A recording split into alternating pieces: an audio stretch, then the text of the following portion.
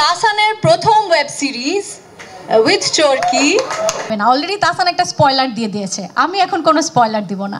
আমি একজন সাংবাদিকের রোল প্লে করেছি।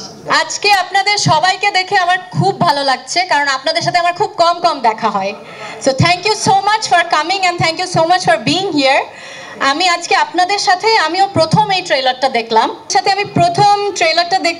And I was blown away. আমার খুব ভালো লেগেছে। আমি নিজে কাজ করেছি বলে না, ট্রেলারটা আমি প্রথম দেখলাম তো আমার first reaction was I was blown away. আমি জানি না পুরো গল্পটা সবার কেমন লাগবে। এই গল্পে অনেকগুলো এক্স ফ্যাক্টর আছে। ক্রিকেট নিয়ে একটা ওয়েব সিরিজ প্রথম হলো। আরিফ খুব নামকরা প্রযোজক হিসেবে ওকে সবাই চেনে, ওর প্রথম পরিচালনা।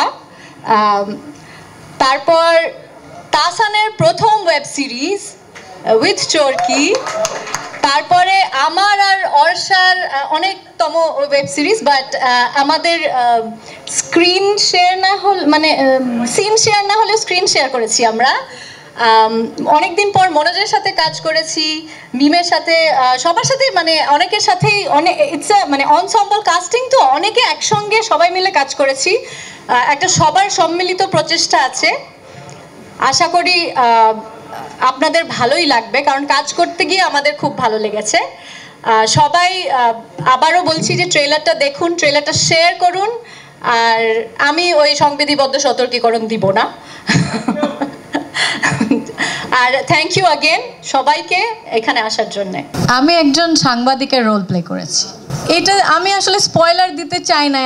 ক্রীড়া সাংবাদিক, তবে তার মধ্যে অনেক লেয়ার্স আছে, সেটা আপনারা দেখলে বুঝতে পারবেন। আমি চেষ্টা করেছি, আমার পরিচিত অনেক নারী সাংবাদিকরা আছেন, তো তাদেরকে একটু দেখার চেষ্টা করেছি যে তাদের কেমন, তাদের ফেসবুকে গিয়ে একটু স্টক করেছি।